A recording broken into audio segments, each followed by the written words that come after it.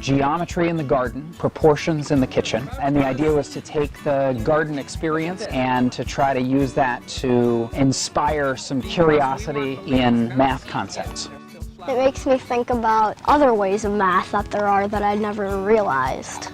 At the beginning of the week, students come out and they see a bunch of plants growing. At the end of the week, they come out and see food they can eat and harvest, and they see math in the activity of the natural world. Math is just like in every single thing. It's really cool. I've learned a ton of stuff. I hope they go on class walks and hikes outside of their schools and look at things in the environment and say, well, how many is that? How long is that? How long did it take us to get here? Those are the mathematician curiosity questions that we hope kids are inspired to ask over and over.